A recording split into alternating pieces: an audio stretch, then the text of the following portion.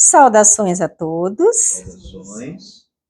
Meu nome é Selma Costa, sou estudante de quarta câmara da Escola de Meditação Áureo Florescer.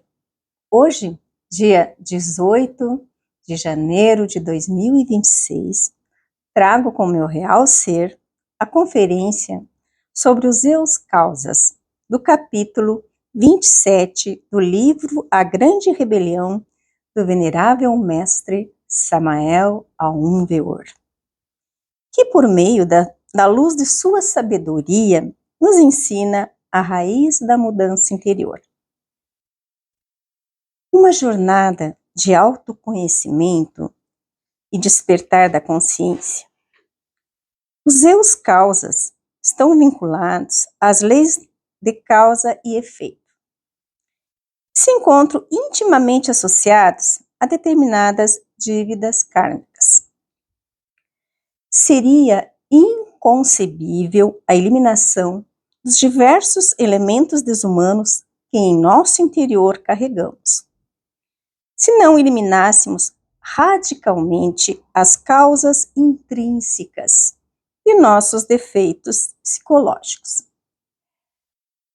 E fazer uma pausa para que vocês observem o gráfico representando os defeitos psicológicos através da árvore do ego.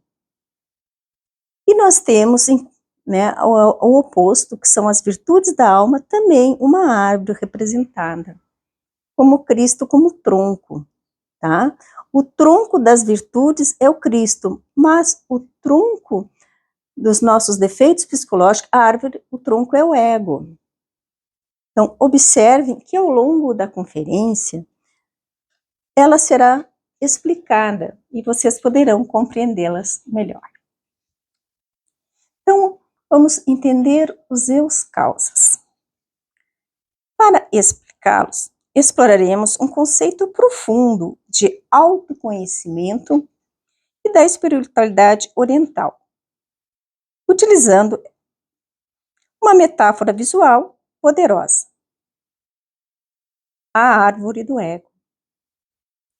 Imagine que a sua psique, a sua personalidade, é como uma grande árvore. Cada parte dela representa um aspecto fundamental de quem você é e como você interage com o mundo. Então, no centro dessa árvore, temos o tronco, que simboliza o nosso ego. O ego é a nossa identidade, a forma como nós percebemos e nos apresentamos ao mundo. E assim como uma árvore, o ego manifesta-se através de suas folhas e frutos. Então, nos frutos do ego, nós temos os defeitos psicológicos: preguiça, luxúria, orgulho, a gula, a inveja, a raiva, a cobiça. Estes são os nossos defeitos psicológicos. A raiva que explode, a inveja que corrói, o orgulho que nos cega, a preguiça que nos paralisa, são as manifestações visíveis. Como que nós percebemos essa manifestação visível? Imagine-se no trânsito, você está dirigindo, um carro fura o sinal, você fica com raiva, você xinga, você esbraveja. Então ali é a manifestação da raiva. Assim, esse defeito psicológico está dando o seu fruto, né, através dessas folhas que nós alimentamos. Então, os comportamentos e emoções muitas vezes nos causam sofrimento e conflito. Porque se ficamos com raiva, com inveja, e essas manifestações nos trazem dor. Mas assim como uma folha não nasce do nada, esses defeitos não surgem por acaso. Eles são apenas os efeitos de algo muito mais profundo. Algo que nós não vemos, não percebemos, mas que é o que são as raízes do defeito psicológico. Então, o defeito, ele está aqui, a causa é a raiz. E por que nós não vemos? Por que é tão escondidinho? Porque, como diz, a raiz é muito mais profunda, não está na superfície. Os eus causas e o karma. Então, essas raízes do defeito psicológico estão ligadas ao karma. Então, agora vamos olhar para o que está escondido, para a parte mais vital e muitas vezes ignorada da árvore, as raízes. É aqui que residem os eus causas. Estes são os padrões profundos, as causas intrínsecas, as origens de nossos defeitos psicológicos. São as sementes que plantamos no passado. Como essas raízes se formam? Então, são sementes que nós plantamos no passado. Através de nossas ações, intenções e pensamentos. Essas raízes estão diretamente ligadas ao conceito do karma. Então,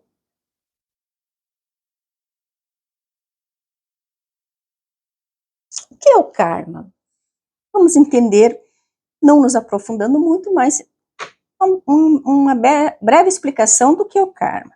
Ela vem, uma palavra que vem do sânscrito e significa ação. É a lei universal de causa e efeito. Ele não é uma punição divina, mas sim uma lei natural e impessoal.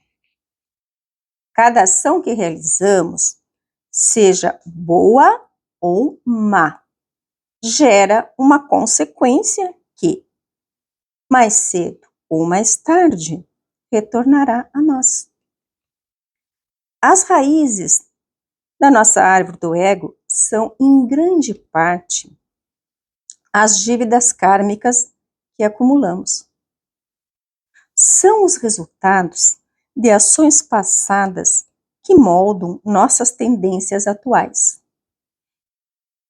nossos desafios e até mesmo nossos defeitos mais arraigados. Então, em contrapartida, nós temos o Dharma, o caminho da harmonia. Se o karma é a lei da ação e reação, o que nos guia para ações mais elevadas? É aqui que entra o Dharma. Dharma é um conceito vasto, que pode ser traduzido como lei natural, propósito, ou o caminho correto a seguir. Lembrem-se das palavras de Cristo. Eu sou o caminho, a verdade e a vida. Eu sou o Dharma. Viver em Dharma significa agir em harmonia com a ordem cósmica e com o nosso verdadeiro propósito de vida. É o nosso dever ético e moral, aquilo que nos sustenta e nos eleva. Quando agimos de acordo com o nosso Dharma, com compaixão, honestidade, serviço e amor, estamos plantando sementes de bom karma. Estamos fortalecendo as raízes positivas e enfraquecendo as raízes negativas do ego, ou seja, dos eus causas. Transformando a árvore. A relação entre os conceitos.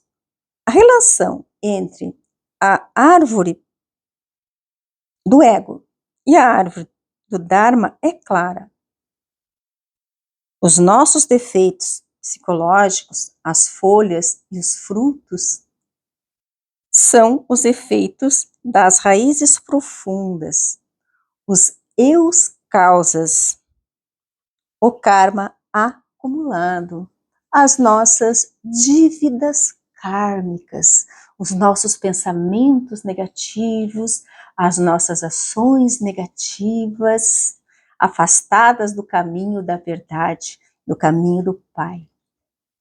Então, essas dívidas se transformam em karma negativo e se transformam nas raízes dos eus causas.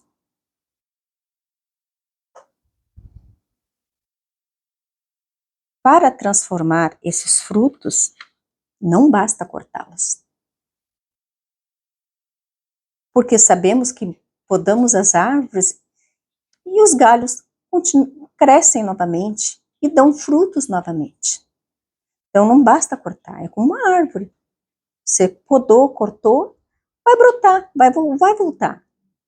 Assim é o ego, você corta os frutos desses defeitos psicológicos, aparentemente, mas as raízes, os eus causas estão lá e eles vão retornar. Então não basta cortar. Entenda isso, não basta cortar, não vou ter mais esta reação emocional que os outros vejam que estou tendo. Não basta fazer isso, porque o defeito ainda está lá. Precisamos trabalhar então nas raízes, irmos além da poda.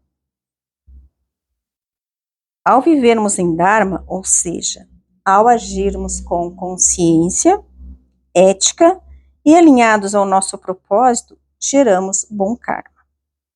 Esse bom karma, por sua vez, nos dá a força e a clareza para identificar e dissolver os eus causas, que alimentam nossos defeitos.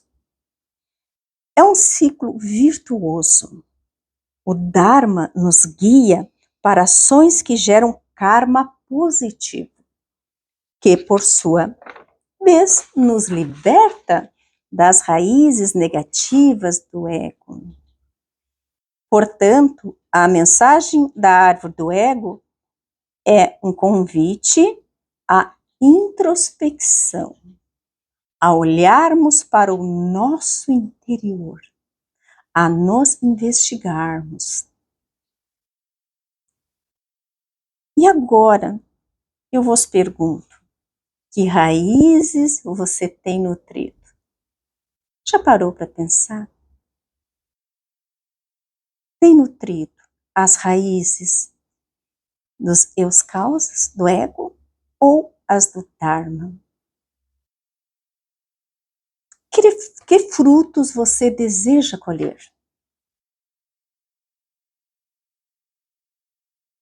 Reflita. A verdadeira transformação começa quando temos a coragem de olhar para as profundezas de nosso ser, identificar os eus causas e conscientemente escolher o caminho do Dharma.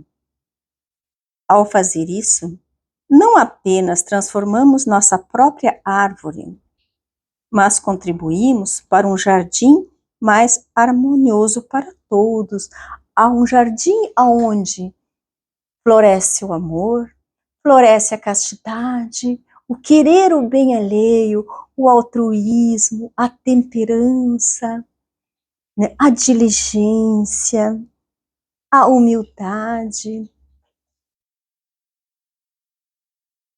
todas as virtudes que são do Pai. Nada acontece por acaso. Nossos sofrimentos atuais são efeitos de causas que nós mesmos criamos e que agora precisamos dissolver. Talvez você esteja se perguntando: como faço para identificar os eus causas e eliminá-los? Só através do trabalho de despertar da consciência, por meio dos 3 fatores de revolução da consciência, que são 3 chaves para a libertação da nossa consciência. O primeiro fator é a morte psicológica. Como dizia nosso grande mestre Jesus, aquele que quiser vir após mim, negue-se a si mesmo. Então consiste na eliminação dos nossos defeitos psicológicos, o ego. Negue-o. Negue a árvore do ego. Elimine-a.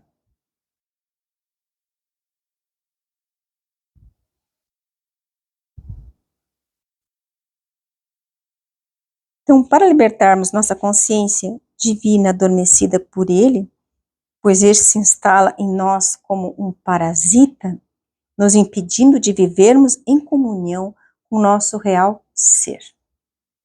O ego é a nossa maior prisão, porque nos impede de vivermos a essência de Deus que há em nós. Precisamos libertar a essência de Deus em nós. Precisamos dar o primeiro passo, que é querer realizar o trabalho de desconstrução e eliminação do ego.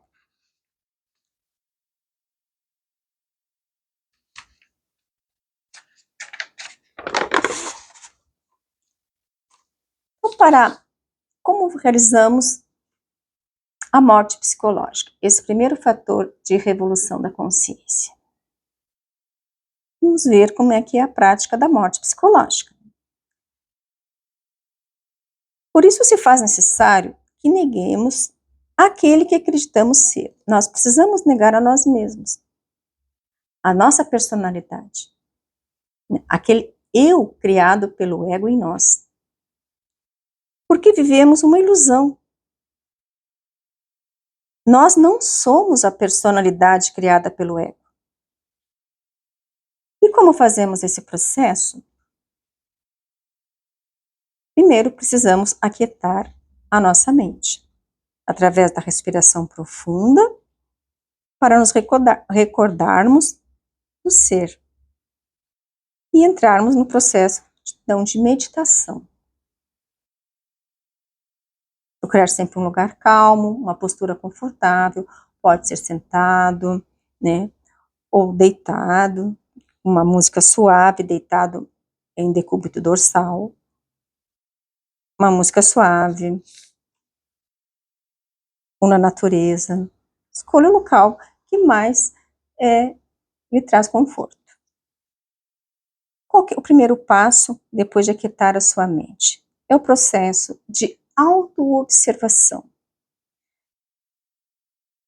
Se investigar, né, perceber o defeito no momento exato que ele surge na mente ou no coração. Faça essa reflexão. Então, é o ato de vigiar a si mesmo, como um vigia em época de guerra. Depois, então, de você ter descoberto o defeito, aí o segundo passo. Você precisa compreender porque este defeito age em você. Então, analise o defeito sem julgamento, não o julgue. Entenda como ele atua. Você tem que entendê-lo. O que ele busca. E como ele nos escraviza através da mecanicidade.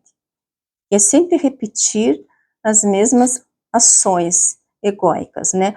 Tô com raiva, vou explodir, vou brigar, vou xingar, né? Tô com inveja, pode ir com desdém, ou se não vou elogiar, mas por dentro vou me remoer. Mas como que ele pode, eu não consigo? Né? Aquela coisa da inveja, da raiva, o orgulho, se achar superior aos demais. Também, né? Isso aí, coitado. Não, nós somos todos iguais. Então, entender como ele atua, o que ele busca e como ele nos escraviza, através, então, dessa mecanicidade, essa repetição de reações. Terceiro passo é a eliminação. Já que você deu o primeiro passo, observou qual que é o defeito, já deu o segundo passo, compreendeu como ele atua, né? O que ele quer e como ele te escraviza, então vamos eliminá-lo. É simples assim? Não. É um processo longo, tá? Precisa de, muitas vezes, várias e até de outras existências para você conseguir eliminar um defeito. Mas nós não eliminamos o ego sozinhos, pois ego não elimina ego. Não se esqueça que estamos no ego.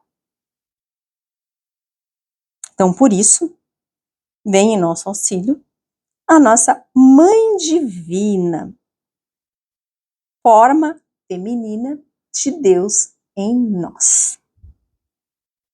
Vou mostrar o gráfico a vocês.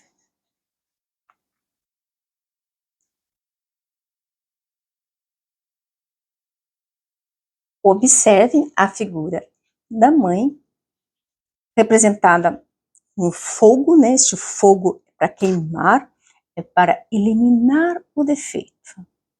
Então, vocês observem que vocês têm o ego aqui, a quem ela está destruindo.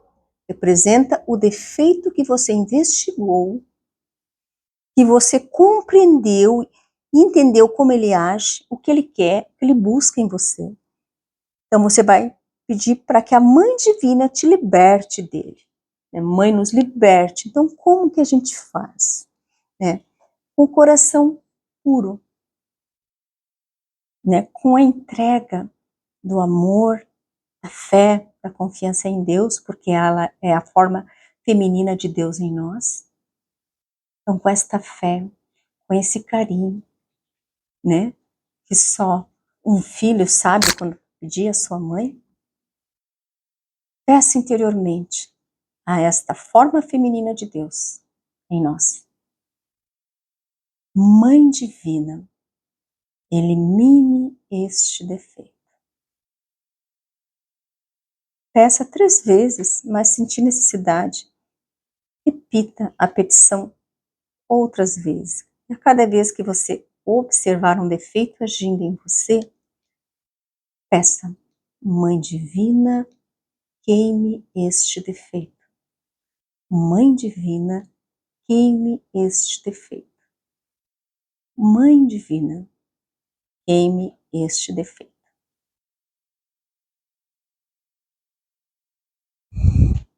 É a ela que vamos pedir, então, em todo o nosso coração. E é ela que vai eliminar o defeito o psicológico observado e compreendido por nós através da petição que relatei a vocês. Mãe Divina, queime este defeito. Então aqui o fogo da mãe queimando em auxílio ao seu filho para libertá-lo, tirando então o defeito psicológico.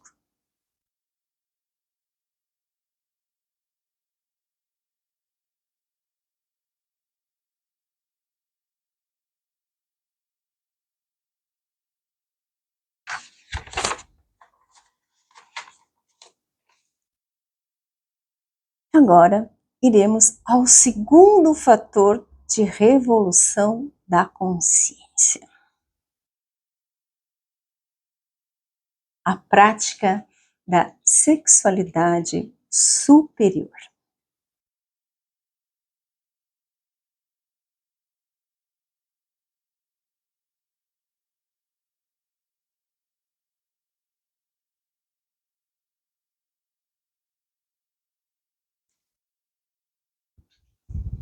Observem o gráfico.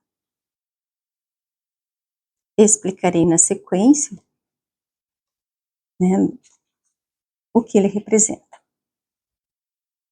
Mas, para isso, precisamos entender o que é sexualidade superior. A sexualidade superior é a energia criadora. A energia sexual é a força mais poderosa do ser humano. a principal chave do despertar dessa energia sagrada está na sexualidade superior, também conhecida como tantrismo branco, que nada mais é que a prática da alquimia sexual entre esposo e esposa que se amam profundamente, que se respeitam, sem desejos, pois desejos são do ego e levam à profanação da semente criadora. Por isso, na sexualidade superior, não há a expulsão do sêmen, porque a expulsão do sêmen faz parte do ego, do desejo.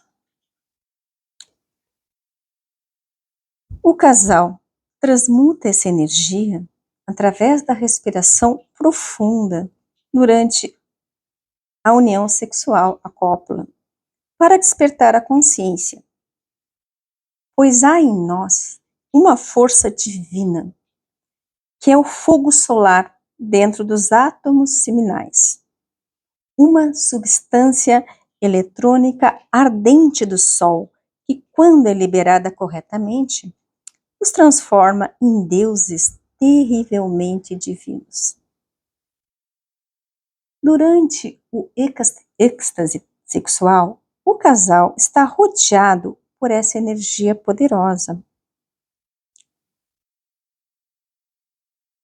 divina, e é neste momento que podemos reter esta luz maravilhosa para nos purificarmos e obtermos a redenção de nossos pecados e nos transformarmos completamente. E nesse instante acontece o nascimento segundo. Jesus ensinou a Nicodemos que é necessário nascer de novo. Esse nascimento não é físico, mas espiritual, através de uso sábio das nossas energias sexuais. Então, retornem ao gráfico. Vamos analisá-lo.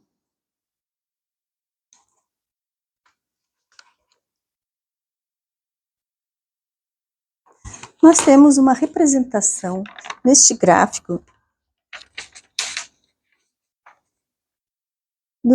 de anjos. Analisem os anjos, o casal em matrimônio perfeito. As energias circulando este casal.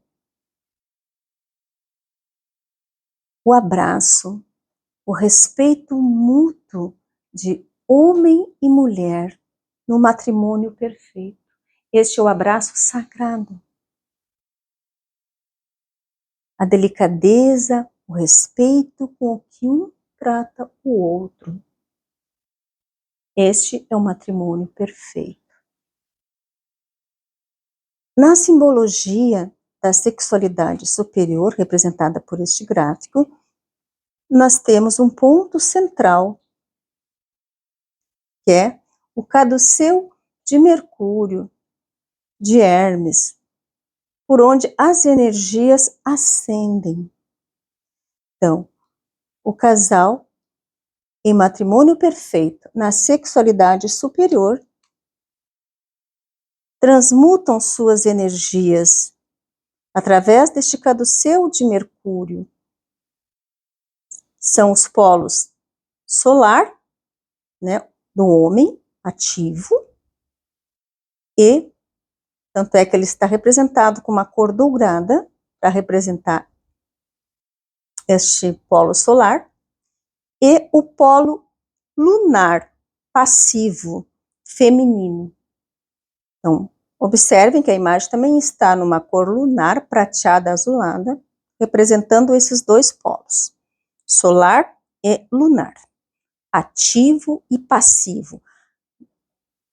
Esta energia solar é que vai ativar a energia. Tá? A energia que vai acender pelos corpos.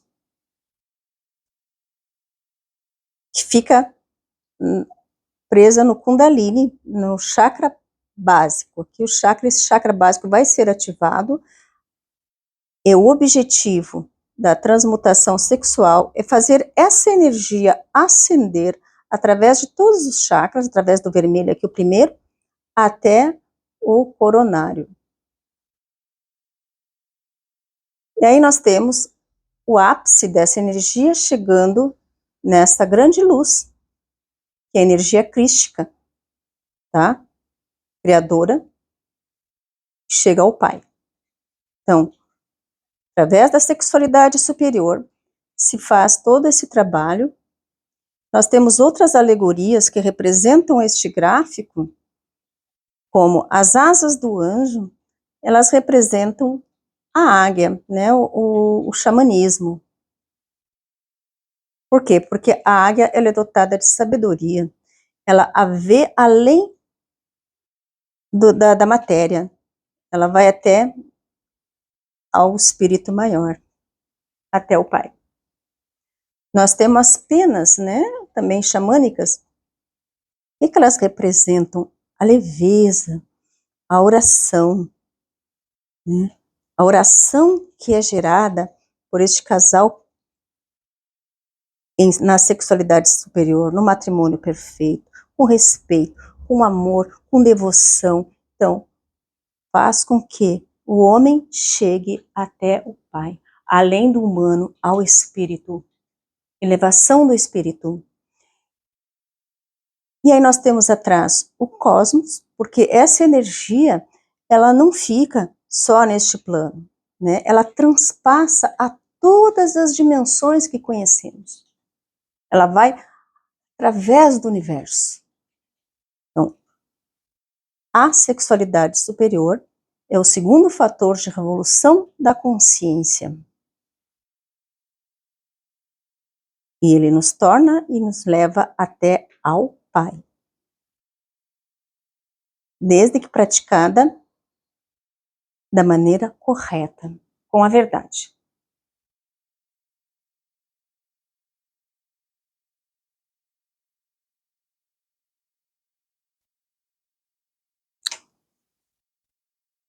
Então, esse nascimento não é físico, mas espiritual, através do uso sábio de nossas energias sexuais.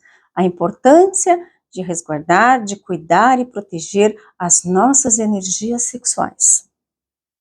Pois, ao refrearmos os desejos, a energia sexual transmutada torna-se em energia crística, que ilumina o cérebro e ajuda no despertar da consciência e, consequentemente, eliminando o ego. Né, eliminando lá o eu causa e libertando nossa consciência desses eus causa. Os solteiros devem resguardar suas energias e sublimá-las. Sublimação para solteiros é um processo psicológico e energético, onde a energia sexual, que está em estado potencial no sêmen ou nos óvulos, é evaporada e elevada aos centros superiores, cérebro e coração, através da vontade, da respiração, da oração, da meditação e vocalização de mantras. Mantras são sons sagrados. Então, um dos poderia citar para que os solteiros fizessem é o Hamsa, né, para acalmar suas energias, para elevar suas energias. Então, faz Hamsa. Dessa forma, né? Pronuncia bem forte o Ham e depois o Sa, mais forte, para criar uma vibração que empurra a energia para cima, faz essa energia sexual, então, ascender. A energia sublimada transforma-se em amor e devoção, evitando a irritabilidade e a ansiedade comuns ao cúmulo de energia não transmutada.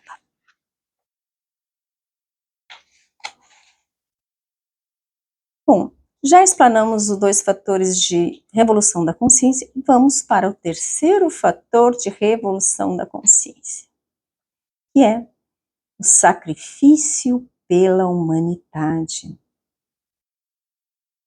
O sacrifício. Sacrifício significa ofício sagrado. Né? Então, sacrifício é o nosso ofício sagrado. É o ato de entregar os 3 fatores de revolução da consciência à humanidade, sem esperar recompensas pessoais ou reconhecimento.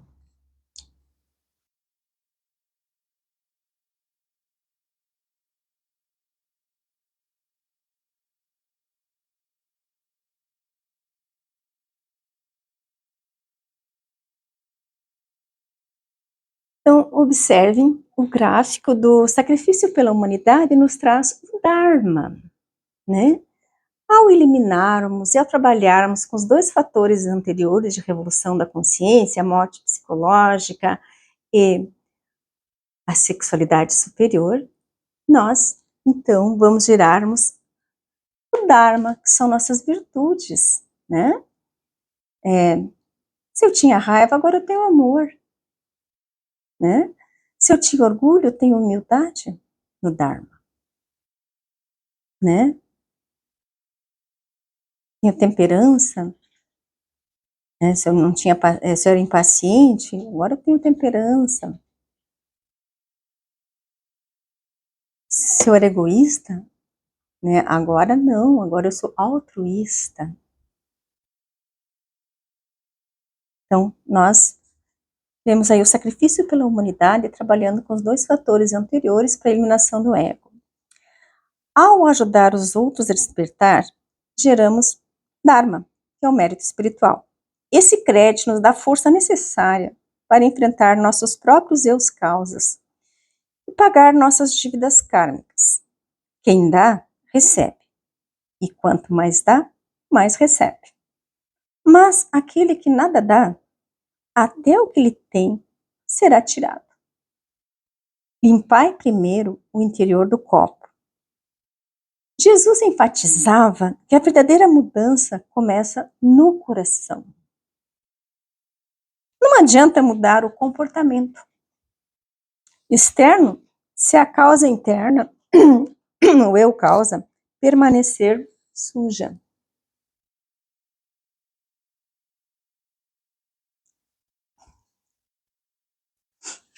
Conhecereis a verdade, e a verdade vos libertará. Nesta escola, além da prática da sexualidade superior pelos casais constituídos em matrimônio perfeito, há a entrega das medicinas xamânicas, que são de grande auxílio para a realização do trabalho de autoconhecimento que o Bodhisattva realiza em si. Para os solteiros, a medicina xamânica da Sagrada Ayahuasca, que tem o poder supremo da energia transmutada dos elementais da natureza, Jagubi Chakrona, propicia o auxílio na realização do trabalho de cura psicológica e ascensão espiritual e expansão da consciência. Além, né, das medicinas xamânicas que trabalhamos na escola, é evidente que a ayahuasca não é só para os solteiros, os casais também podem usar, mas que os casais já têm, que trabalham em matrimônio perfeito, já transmutam essas energias. Nós somos solteiros, precisamos de um auxílio, então, que é a energia transmutada da natureza, que é a ayahuasca. Temos também o rapé xamânico e a sananga, que são outras medicinas xamânicas que vêm em nosso auxílio. Salientamos também que combatemos qualquer tipo de droga alucinógena, pois estas aprisionam o homem e o afastam da graça de Deus, pois separa Deus da alma, faz que percamos os méritos das coisas boas que fazemos, impede que a alma participe da eternidade de Deus. Também orientamos para o não consumo da carne de porco. Talvez vocês perguntem por quê, né? Porque ela contém átomos pesados e involutivos. Esses átomos, ao serem ingeridos, integram-se ao organismo humano e afetam a qualidade das energias vitais,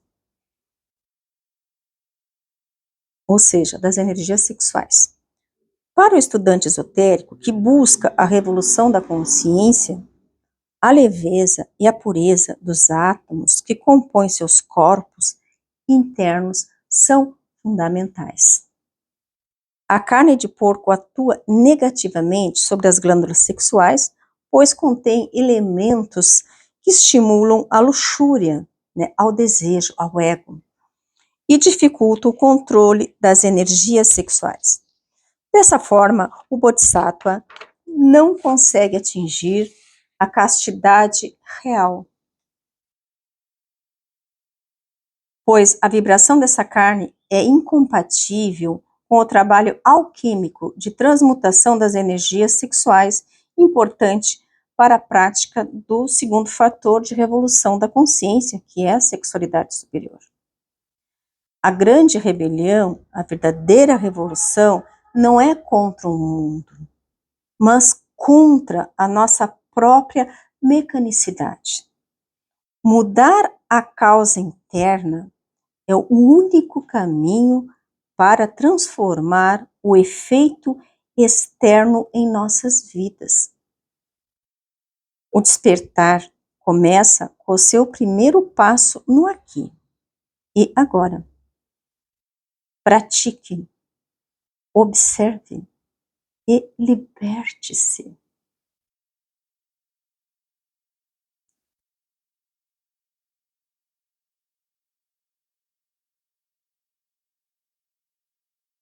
E antes de concluir esta conferência, nos deixo uma prática,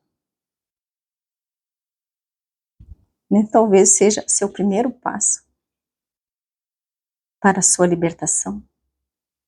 E a prática será uma vocalização do mantra Krim.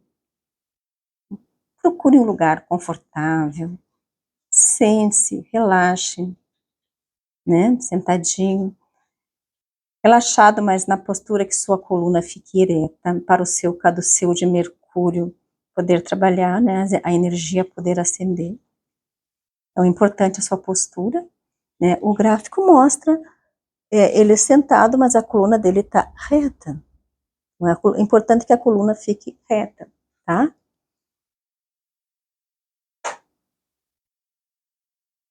Então, sente-se confortavelmente com a coluna ereta. Respire, inspirando o ar pela narina. E expirando pela boca. Suavemente. Eu fiz um pouco, né, com bastante força, mas é mais devagar. Você pode fazer.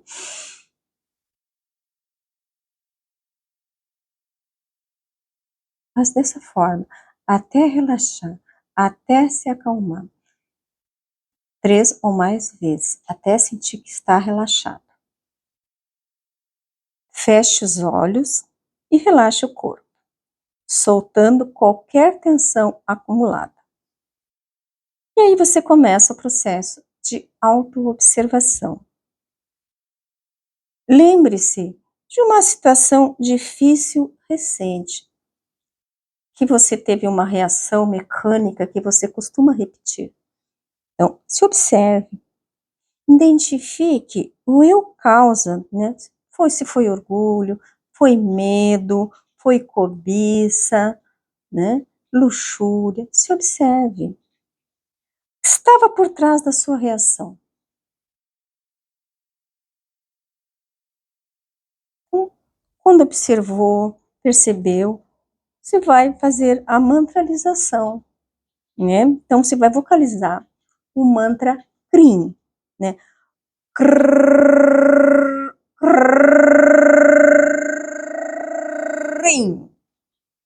Pode repeti-lo 3 vezes, né? Krim. Krim. Com o verbo silencioso também pode ser, não precisa verbalizar como verbalizei, ou em voz baixa, focando na vibração do som. E aí você vai pedir, então, a eliminação do defeito psicológico. Mas lembre-se, não é você quem faz essa eliminação. Nunca. Nós estamos no ego, então o nosso ego não elimina nada. Ele precisa ser eliminado. Então nós vamos chamar a forma feminina de Deus em nós, a nossa Mãe Divina. Então vamos pedir a ela que faça esse trabalho de eliminar o defeito. Então, imagine, né, essa Mãe Divina, queime este defeito. Mãe Divina, queime este defeito. Mãe Divina, queime este defeito. Imagine como uma luz queimando a raiz do defeito. Imagine ela agarrando este ego, eliminando, queimando e te libertando. Então, comece, pratique. E aqui finaliza esta conferência e todo aplauso seja para o real ser, jamais para a personalidade.